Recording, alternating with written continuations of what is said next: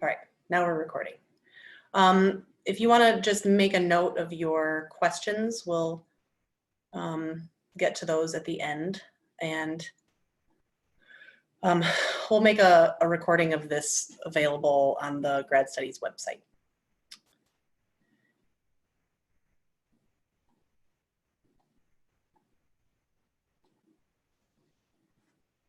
So some of the reasons that students think, plan to go to graduate school include, maybe it's required for entering a profession. So that would be the case for, if you want to be a doctor, that would be in medical school.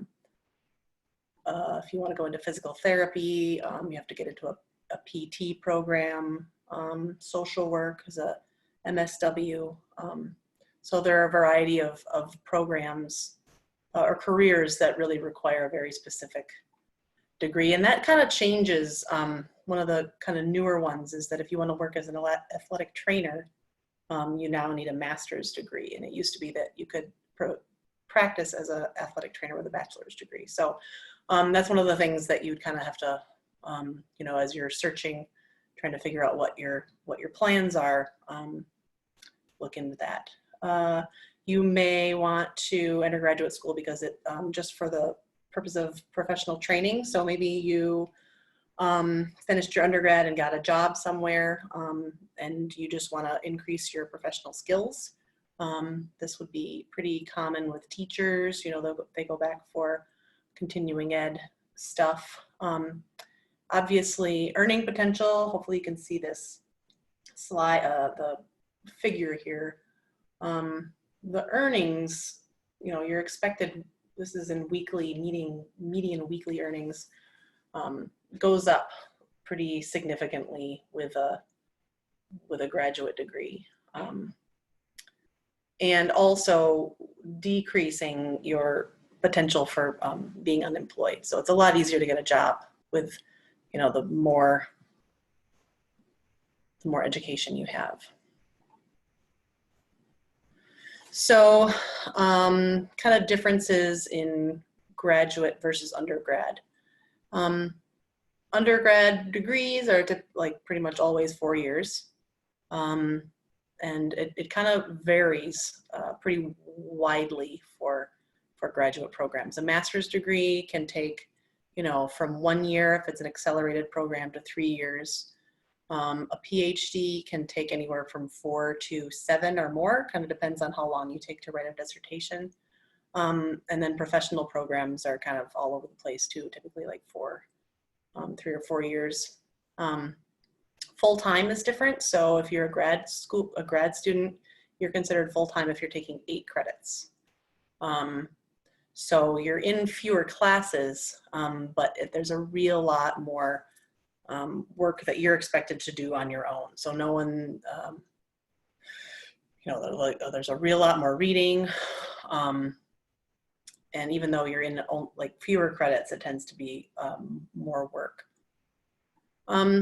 There are differences in the, structure and the models. So master's and doctoral programs, there'll be research-focused programs. So if you could get a master's in biology, that's a research-focused degree. Or you might get a master's in English, and that'll be some writing, but probably a little less research-focused than something like the STEM. Or programs can be practice focused. So if you're going into social work or one of those careers where clinical hours are required, that can be part of it. So a master's is, topped off with a thesis. So that'll be something that your culminating experience, a thesis, or you might end up doing a capstone project. And then a PhD is a dissertation. So a little more involved, actually a lot more involved. People write, it's typically a book, and through the course of your doctoral work, you're hopefully publishing articles, you're doing research, publishing articles, and if you're careful about it, you're hopefully kind of be able to use all of your publications to kind of like all of them together into a dissertation. Some other differences in structure, STEM programs will frequently have a lab rotation thing. So if you were to, if you're interested in like biomedical sciences, you would apply to the program, the biomedical sciences program, and then they have you would identify 3 or 4 labs that you would like to rotate through for that first year. And at the end of the year, then you can select which lab you want to work in. And that kind of allows you to have a little bit more flexibility too, with what sort of, you don't have to actually know exactly what research you want to do if you're interested in something like that. Typically there will be, the first part of your graduate program will be like, if it's a PhD, it'll be courses, regular coursework, and then later a lot more focus on dissertation and writing. And that's kind of why there's such a wide range of how long it takes people to finish. So yeah, you take your kind of first courses, you have to take your preliminary exams. And so once you pass those, then you're considered a candidate. And then you go on to the whole dissertation writing phase. So throughout all of these, it's much more self-directed, tends to be more collegial relationship with your faculty members. A lot of people end up being like besties with their advisor. It's somebody that you kind of know for the rest of your life and is like a tremendous advocate. So, when you're looking for programs and trying to identify a faculty member, that's a really important piece. So, and kind of more broadly, if you think about how you're relating with your curriculum and the information, undergrad is all about, building foundational skills and knowledge. Master's is a little bit of, it's more consuming knowledge in a kind of more synthesizing way, but still a little bit of creating, but mostly consuming knowledge. And PhD is where you're creating new things. Like you're finding, one of the most difficult things about a PhD is that you have to find a question. Like, what kind of question are you going to ask that no one has asked before? And that's kind of how you're going to be contributing to, the body of knowledge in your discipline. And then professional degrees are more, applying that knowledge.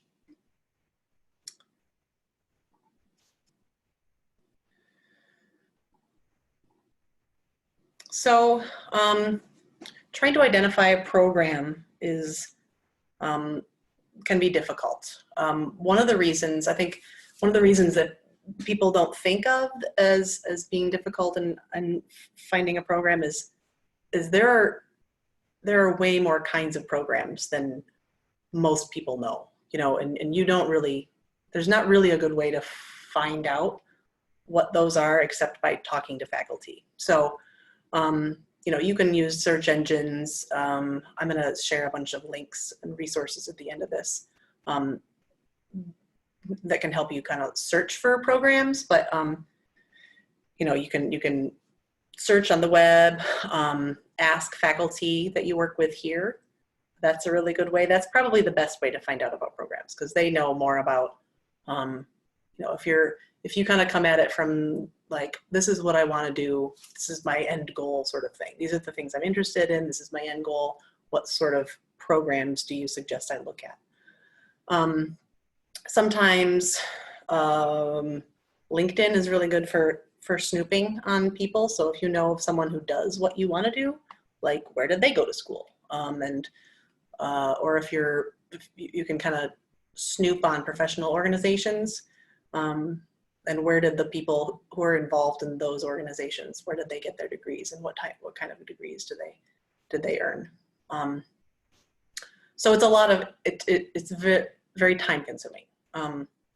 If you end up finding a program that just seems perfect right off the bat, then that's great. Sometimes it takes longer though. Finding the right program, the kind of the way we refer to it in admissions is fit and match. So like when you're writing essays or reaching out to faculty, the way you want to kind of sell yourself to the admissions committee is how establish the fit and match between you and that school and program. So how does that particular curriculum prepare you the way you want to be prepared for whatever particular career that you're looking at? Selectivity. Oh, back to fit and match. So finding the school that suits your skills and training that aligns with the professional goals. Matching to faculty and program interests. So if there are faculty, especially in the research fields, you know, finding a program that employs faculty who are doing the stuff that you want to get involved in is really what you want to do. And more broadly, if you're thinking about curriculum, program curriculum, or, you know, school culture, you know, even looking at their mission statements would be useful. So, and where is the match there? And then just in terms of being, I'm not sure what the word I'm looking for is, with regard to selectivity. So like, what programs can you reasonably get into with whatever GRE score you end up with? What's your undergraduate GPA? What kind of experience have you had time to gather? So all of those sorts of things will play into whether you're, you know, a good candidate for that program. And when you're looking into those sorts of things, you want to research those, the web pages first. And let me tell you what, like web pages vary in quality. It's really, sometimes it's really hard to find the information you're looking for, but do try to find the information you're looking for. Things like, you know, how many applications do they receive per year, and what's their average GPA, what's their average GRE score. If you can kind of figure out that information, that'll help you kind of figure, you know, see where you stand in the pool of applicants. If you can't find that, you know, hopefully you're keeping a list of what information you've found from each program, and you kind of go back and figure out what are your questions, and that's where you send emails or reach out to graduate program offices or graduate school administrative staff and ask about you know, those kind of administrative things. They should have that information, but sometimes it's just not available on their website. Other considerations include, so the region, can you handle living there? Is it too hot? Is it too cold? Is the culture too weird, or is it awesome and would you just love living there? Cost of living, you know, and weighing that against what you're spending or whatever. You know, housing, transportation. Are you going to have to, like, if it's far away, are you going to be able to travel home if you really want to? How much does food cost? And that's a lot. You can get that information from current grad students at those universities. For a lot of programs, accreditation is important. So like if you're applying to MBA programs or athletic training, those professional degrees, a lot of the time there's accreditation that's really important that's in place. And really it might come down to funding. That's usually what kind of is the last piece in, you know, deciding where you go. You shouldn't base your list of where you're applying on funding.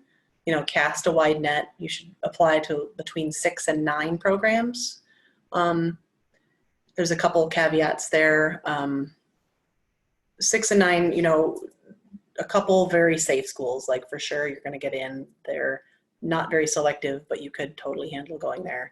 Some middle of the road programs, and then reach schools. So like apply to Harvard or Yale or wherever, because you never know, you won't get in unless you apply. The only, and then contacting faculty before your senior year will also help you kind of narrow where you're going to end up going. For those research fields, you really need to, it's much more about establishing a relationship with your advisor. So the person who's going to be helping you through your dissertation or your thesis. Finding that person and reaching out to figure out, it's a little bit awkward, like it feels a little bit like dating. Like, hey, I'm thinking about, this career and I've done these things, and I was just wondering if you are taking a grad student for fall of 21. And then you attach your CV and, make it succinct, let them know how, you're available for a Zoom interview or whatever, if they want to get together.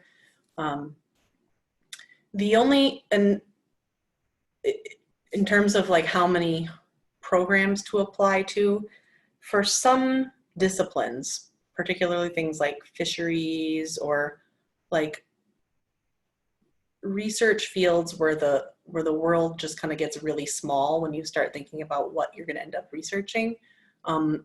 If you apply to more than 2 programs, in those cases, it would be considered weird because probably those people all talk together, like they know each other. So you have to be kind of intentional about how you go about contacting people to find out whether they're accepting students in those situations.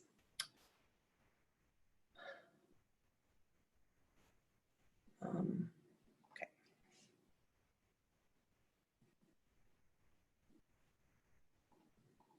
So funding is a big part of, where it will work for you to attend. And there are a lot of ways to fund grad school. So fellowships are kind of the gold standard. They're usually really quite competitive. The National Science Foundation awards a graduate research fellowship, which covers tuition and a stipend, and it's a made to you. And then you take it kind of wherever you decide to go to school. So that fellowship is, it kind of makes you a better candidate anywhere you apply, just because you could potentially come with your own money, or at the very least, it shows that you have a tremendous amount of initiative. There's also the Ford Foundation Fellowship. That's another external award that's made to you, and you take it with you wherever you go. There are other, so the research fellowship, that involves obviously research. Ford Foundation can, the fellowship piece for that is, I think, more about connecting with, like, reaching back to undergrads and providing mentoring to younger students. And then there are some other internal fellowships that are awarded at some universities, at a lot of universities, for that same sort of thing, getting in touch with undergrads at that university to mentor them. Scholarships are internal and external, so awarded through the university that you're applying to, or through a foundation or some sort of nonprofit organization. These are both, you don't have to pay this money back, and the duration of the funding varies. So you have to kind of, be aware that it's not, if you're going for a PhD program and it says it's only for 3 years, then you just have to kind of be aware that the next few years or whatever, you're going to have to figure out how cover. Probably the most common way people fund their degrees is through assistantships. The RA is a research assistantship, TA is a teaching assistantship, and AA is an administrative assistantship. Research assistantships are awarded to students based on a relationship that they have cultivated with a faculty member. So you have to go like searching. There's a number of ways you can do it. You can like look on Lurk, works too, on ResearchGate, or maybe even just mine the works cited, the reference list in some of the journals that you're reading for some of your work. You know, where do these people work? And, or is there one institution that keeps coming up in the research you're working? And that'll give you kind of an idea about where the stuff that you're interested is happening. And getting in touch with them that's how you kind of establish that relationship for a research assistantship. TA is a little more, teaching assistantships are awarded to students who have teaching experience. So if you have any opportunity to be a tutor during your undergrad, or being a teacher assistant or a lab assistant, that will really up your chances of getting a teaching assistantship. And then administrative assistantships are where you work like in an office. And I think kind of any sort of leadership experience will set you up for, being able to do stuff like that. Usually the assistantship, any kind of these funding mechanisms will include a tuition waiver and a stipend. So they're covering your tuition and probably a small stipend. You're not going to get rich off of it. They vary widely. Northern has an assistantship. Our stipends are $9,300 a year, which isn't a lot, but it's better than not making any money for going to school. So and sometimes they include benefits. Typically the big stipends and good benefit packages come from those like big schools with huge endowments, so they have a lot of money and they're able to spend money on good master's and doctoral candidates like that. Other ways to fund your education, so maybe you went to work right after undergrad, and a lot of companies will have employee assistant programs, especially fields like computer science. A lot of the time school districts will have money to send teachers to school for master's degrees. And there are a few other fields, and that's something that you could, that's something that if you're going straight away into the workforce, think about that as a question to ask in your interviews. And finally, federal loans. These, as far as loans go, this is the best loan you can get. It's got a good, low interest rate relatively. Obviously, this is money you have to pay back. So the least amount of loans you can take, the better off you'll be. That said, sometimes this is the only way, and it has to work. So my sister went to University of Michigan for law school, and she ended up with $250,000 in loans. And she is now, she's working as a lawyer in Alaska and making not a real lot, but the University of Michigan had this loan agreement thing. So if she agreed to go work in a high need area for 10 years and make normal payments during that time, then after that they will forgive her loans. So she's coming up on that 10 years, still likes Alaska, but that's something that's available at a lot of places too. So kind of consider that.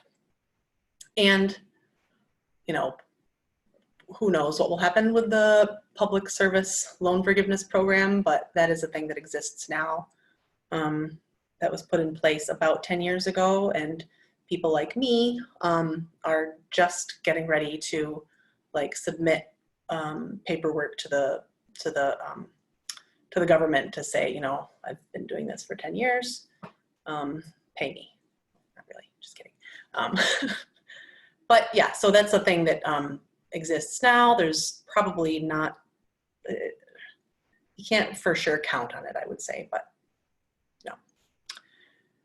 Anyway, yes, loans. So lots of things involved in the application. And because there are so many things involved, you should start early. Start as early as you can. Applications typically, you know, depending on what kind of program you're looking at, the application typically opens in like September. And if you open, even if you don't have all of the stuff ready to submit, you can open the application right away. And that means you're going to be like in their system, and they'll be emailing you with updates. If there are visitation weekends coming up or whatever, they'll send you updates about that. So open your application soon, like as soon as you can. I don't think it looks terribly, I would say maybe not, like don't open the application if you think that if there's very little chance that you're actually going to follow through to apply. But if you're for sure going to apply, start early. It doesn't hurt to have it like open out there and kind of you working on it for a while. Essays. So there are a variety of essay types. And it's all, they don't really, sometimes they'll, right, so personal statement. Personal statement is personal. It's about you. They want you to say what makes you a great candidate for this program. Talk about the development of your goals, professional aims. This is also kind of where you could like address issues with your application. So maybe you tanked the GRE because you were sick. You could say that. It shouldn't be a long drawn out like explanation. It should just be like one sentence. Or, you know, maybe something terrible happened in your personal life. Had a student several years ago whose mom died like while she was preparing her applications, and she just, you know, actually I think that she had one of her letter writers address that. So that's another kind of thing that you can think about doing. So if,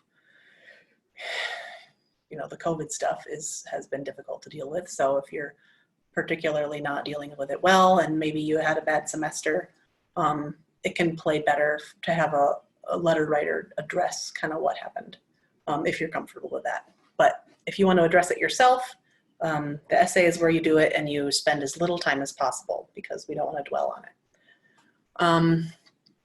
Each essay really needs to be customized to where you're applying. If you submit an essay, the same essay to every school, they will all know, and you might as well not do it. 60% will be the same. It's all about you. About 40% of it is specific to the program, curriculum, faculty, and location. And that goes for all of the essays. So personal statement, the statement of purpose or a letter of intent is a little bit less personal and more, you know, forward and goal driven. So like, how is this program the perfect stepping stone to your ideal career? You know, what is it about the curriculum exactly? And what about you know, how will you use this training? So, and then research statement is research. It's not personal. They want to hear about your lab skills. What sort of theoretical underpinnings have you been dealing with? What research have you done in the past? Connection to faculty research there. So you can, you know, name a little bit of strategic name dropping. You talk about your research, and you mention the fact that you have been in contact with so-and-so about this research, and talk about, try and draw a picture of how what you've done so far kind of fits into what is being done in the labs there or amongst the faculty there. And you want to be specific, but not completely rigid. Like it's good for you to convey the fact that you have like solid direction, but make sure that you convey the fact that you are there to learn from them too. It's happened before that, students come off as too like single-minded and like blinders. And I think that gives the faculty like kind of a sense that they're not there to learn, but just kind of to do their own thing. So making sure that they know that too. So that's essays. That's probably the hardest part. You want to start those as early as possible. Have everyone read them. Yeah, they're tough. I don't think there's anything more uncomfortable than writing about yourself. So yeah. CV, curriculum vitae, is an academic resume. There are a multitude of examples online, and they really kind of vary by like discipline. All of the research-oriented CVs will start off with education, and the very next heading will be research. And then it will be publications or presentations, and then teaching. So those are like the three. You're thinking about how you're going to get funded. You're going to put all of the things that could potentially lead to you getting funded at the very top. It's, I think, useful to remember that these people are reading a lot of applications, and if you can make it easy for them, then that's good. Letters of recommendation, usually 3. They should be faculty unless you're applying to a clinical or professional program, in which case you could include someone who was like a clinical site supervisor. The one letter for sure that you have to include is your advisor here, like whoever advised you here on your most, whatever research you've been involved in, or class projects. You need to have a solid faculty member here, which kind of comes back to the whole timeline thing. It's not too early. Sometimes people get to the point where like they're ready to start applying for graduate school, and they realize they don't know 3 faculty members, or they haven't allowed 3 faculty members to get to know them. And that can feel uncomfortable too, because it's sort of like, I don't know, planting yourselves in their office. But this is totally common. You should know that they expect it, and they're your best resource. So think about who are you taking classes with, who do you think might know a lot of things that would be beneficial for you to know, and chat them up. Or you can just say, I'm interested in making an appointment to talk about, career options or grad school programs, and they will get it. So you can even just start the conversation there. Right, so there are 3. They need to include your main advisor.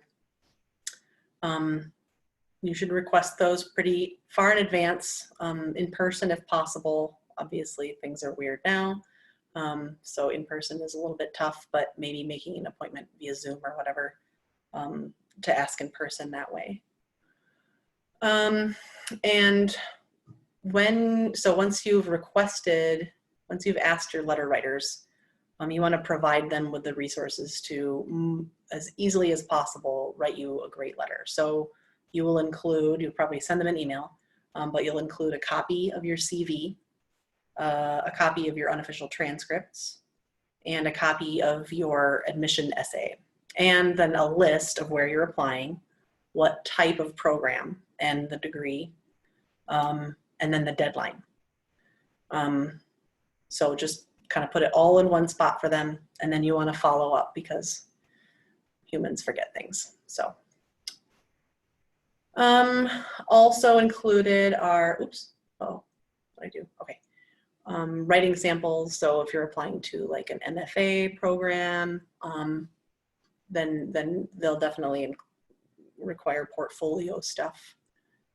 You don't have to like just find things that you've already submitted and just submit them, or turned in for a grade in an undergrad class and submit them for your application. You can edit them again. You can resurrect them and re-envision. And maybe working with our writing center would be a good idea.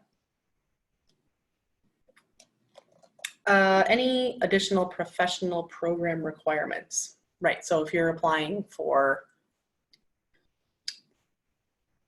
a PT program, you would have to submit record of all of the clinical observation hours you've done, any certifications you have earned, background checks. So, and this is the length of this list is another kind of, it's a good reason to, it's really smart to just start the application early because you can have a longer heads up about what you're going to be submitting. And then test scores, transcripts, and fees. So each of these applications is going to cost around $80 or between 50 and 80 usually per school. So you'll want to budget.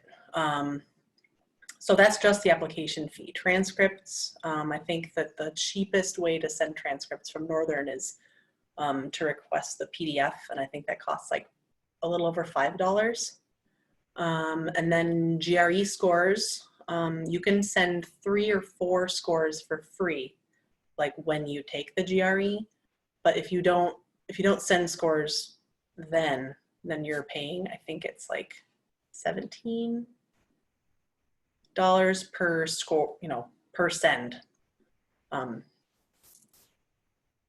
the test scores. So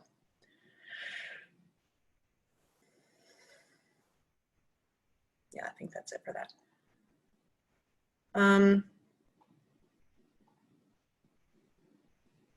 So timeline, junior year is really when things ought to start happening.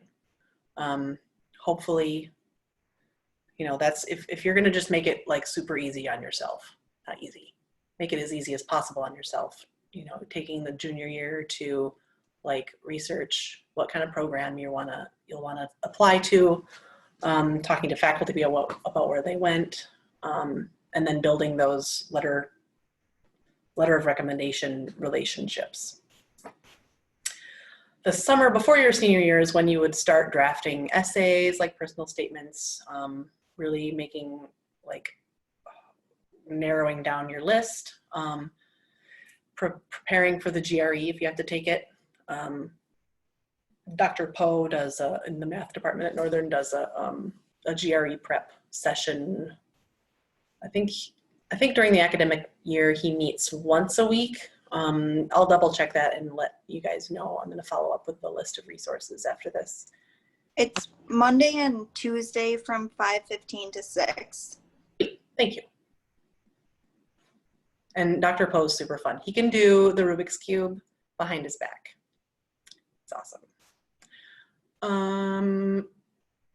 Right, so test prep, get your CV all spiffed up. Apply for preview weekends. So some schools will have, on a competitive basis, you can apply to go preview their school, and it's like a visit weekend, and it's a way for them to kind of ahead of time recruit students. So it's an opportunity for you to meet faculty of interest, and typically, if you're accepted for a preview weekend, then you have a really good chance of getting into that program. And there's frequently funding available for these too. So if you're really hoping to visit a program but you don't really have the means to do so, these preview weekend things can be really helpful. September is when you should request letters of recommendation, narrow down your list further, take the GRE. I'm really like, I think it's good to study for the GRE or whatever, you know, standardized test that you're going to have to take in the summer, and take it before the fall semester starts. It's a pain to have to like have that kind of hanging over your head and also be in the thick of the regular year. So try to do that. October, order transcripts, and then revise and tailor your statements. So that would be, you know, when you're, you know, all along, hopefully you're continuing to build your CV and gain experience. So all of that stuff will go, you know, into your essays. November and December. So that's when you start submitting. December is kind of when the first applications start being due, usually.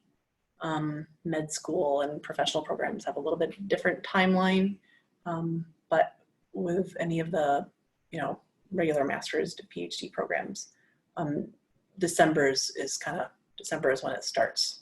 They start being due.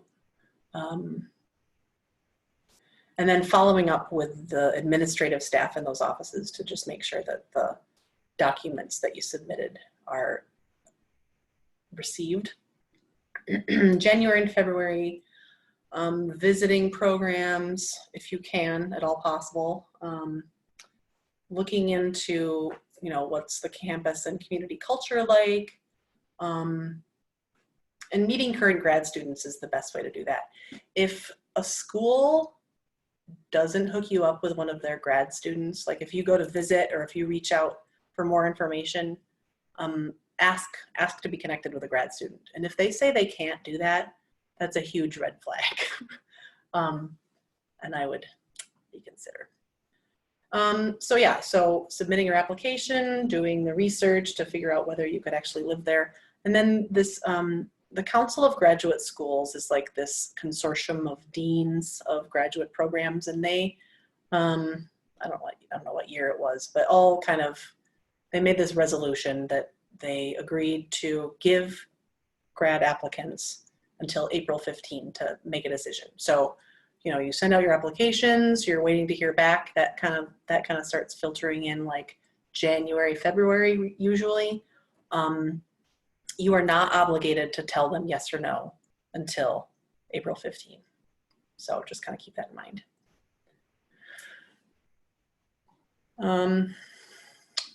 So timeline, prep, and strategy continued. Yeah, submit applications early if at all possible, and really try to avoid that last week before the absolute deadline. That's when everyone who is not as prepared as you is scrambling and submitting their applications, and that's, the grad office is busy. People won't have the time that they had earlier to kind of help you with the process. So submit it early. In any of the communication you have with the grad office where you're applying, or the faculty or the program office, be succinct, you know, so write your emails to be very, as short as possible, you know, use complete sentences, but like succinct. Be prepared, meaning like try to find the information that's already available out there before calling the office and asking or sending an email. And be kind. It makes a difference. Like the people in the offices that process applications, you know, they know everybody else on campus, and if you're short with them or yeah, be nice to those people, because they can really make your life easier or more difficult if yeah, if you're just be nice. It goes a long way. Usually, so for you know, big schools, they usually do an admitted student visit weekend. If you can swing it to get there for that, that's a good opportunity to ask about more funding. And that's also probably when you're going to have an interview if you do have an interview. So PhD programs will for sure have an interview. And I guess, you know, that's kind of something to keep in mind too. So if you're not able to afford going to these schools to kind of hang out on campus and get the feel for the town, they will typically pay for you to go there. Like they'll pay for your flight and put you up in a hotel, and usually a per diem for food, or like give you a swipe card for their cafeteria. So kind of keep that in mind, that'll be an opportunity for you to go and visit too. And that interview is really as much about you interviewing them as it is them interviewing you. You want to attend all of the things on the agenda that they give you. They'll give you an agenda of things. And it's not okay to skip any of that. Even if you're tired, it's going to be a lot of work. So, you know, try to rest up. But yeah, professional communication, I think we talked about that. It can be helpful to write, to open a separate email account for applications and the communication. So that way it's not getting like lost in your regular school email or whatever other email you have that, you know, is already full of spam, if it's anything like mine. You know, set it up with a signature. Sometimes if you're communicating with the office or whoever and you have multiple questions, send a numbered list or a bulleted list. You know, anything you can do to make responding to that email as easy as possible will benefit you. Right. And then we have, so this is a list of resources, and this is not exhaustive. So I'm going to send you, like I said, I'm going to send you the link to this video once it's up online, and I'll also include a few more resources that will be helpful to you. Peterson's is a good search tool. So you can like filter by online or on campus, filter by level, and then search kind of program names. You know, if you're looking for economics or ecology,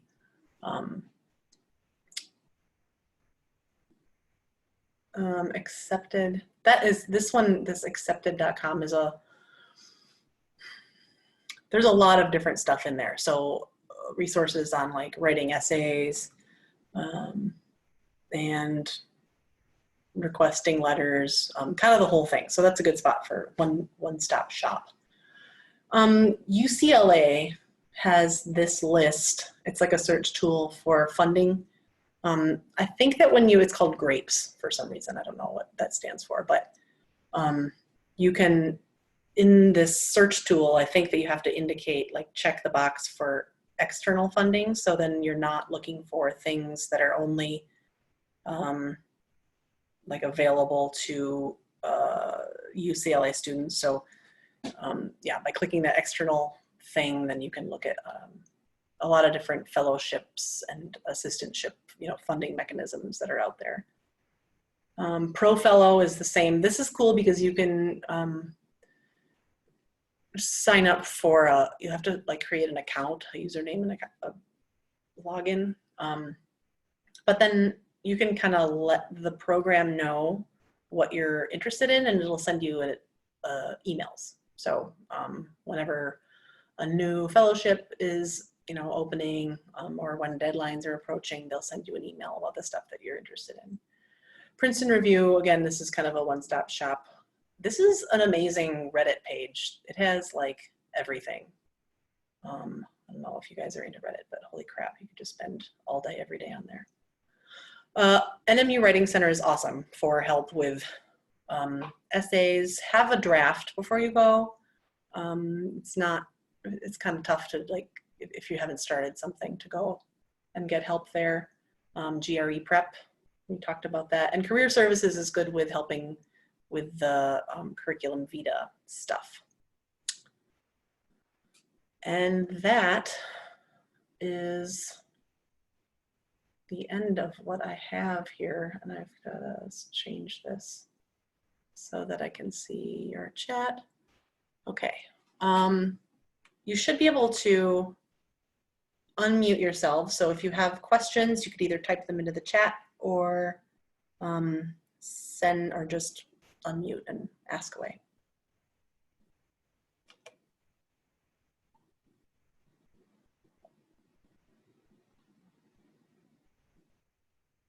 All right, and if you don't have questions, like I said, I'm going to follow up. Oh, here. Does it look bad if you take a semester off? No. I don't think ever. No. Sometimes it can be tough to do because you'll get out of the swing of things. And I guess it, like, especially if you're taking a year off to do something kind of, you know, kind of like professional development and things, something that would look good.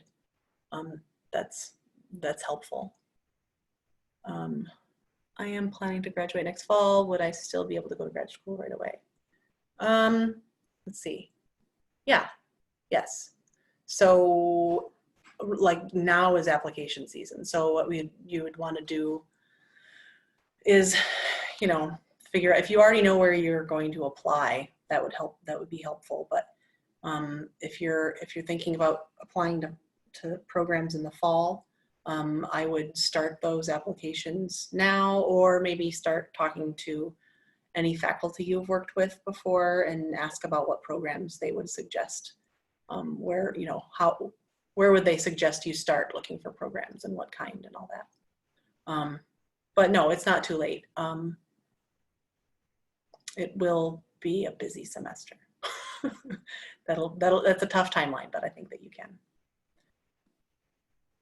Senior, recently deciding on pursuing grad school, since I've missed.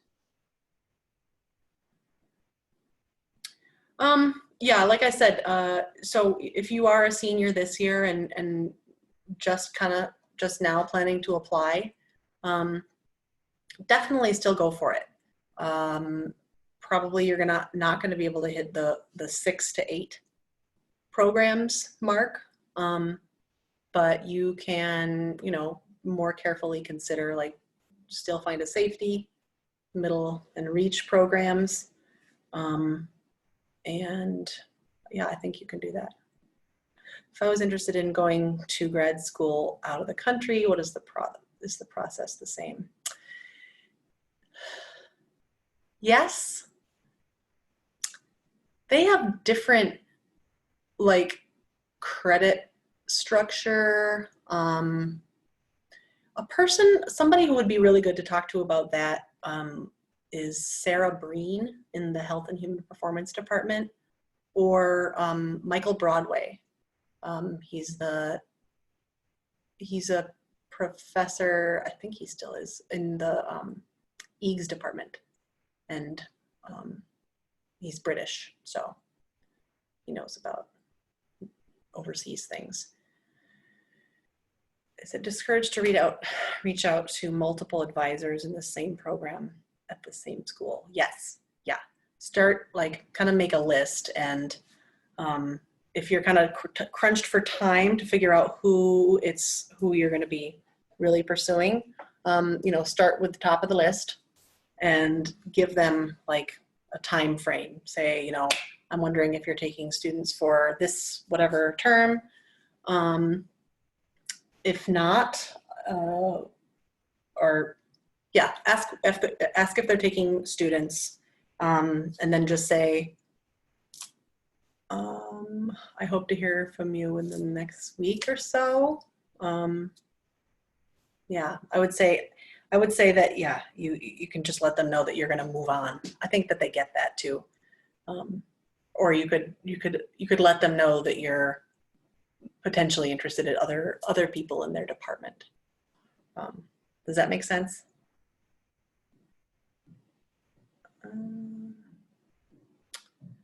Is it bad to not have any undergrad lab experience, or is it better to stay an extra year? So if you're planning to pursue a lab-based program, a research program, it's tough to get lab experience. It's tough to get research experience as an undergraduate. So if you haven't been able to make time for that, maybe staying for a master's is a good idea. That almost always works. People with master's degrees can more easily get into PhD programs. I think I maybe failed to mention that, if you do have a lot of undergraduate experience in the labs and with research, then you don't have to get a master's degree before a PhD. And that can save you some time. The trouble with just staying to get lab experience, I guess, if financial considerations are an issue, I don't think you can get federal aid for post-bac courses because it's not degree seeking. So that would be like out of pocket, covering that tuition.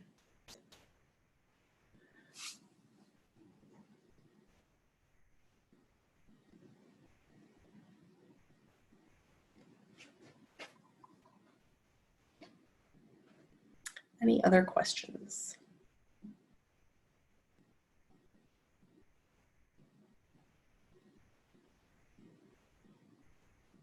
All right, I'm going to, oh, one more. Let it look bad.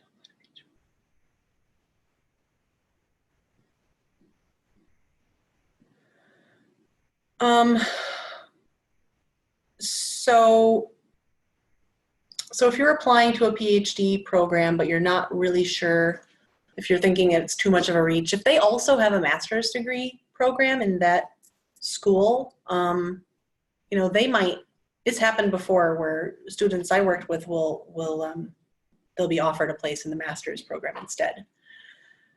The trouble with that, so this is one of the strategy things. So if you're not sure about how prepared you are, and if you have a competitive application, you should apply for both kinds of programs. You should apply for a couple master's degree programs, just kind of to be safe.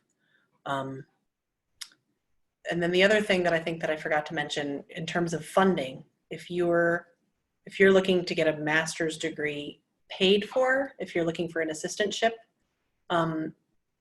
schools that have, so maybe you're interested in a math degree.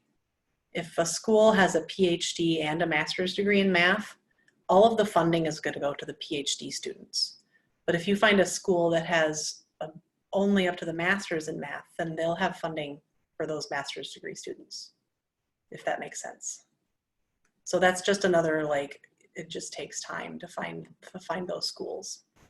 And then another thing that can happen is if you applied to the PhD, but even if you're not really sure whether you're ready for a PhD, if they also have a master's, then they'll frequently award a master's on the way. So that if the PhD doesn't work out, if it turns out that you're not quite ready, then you can, it's called mastering out. You can just kind of stop, but you still get a master's.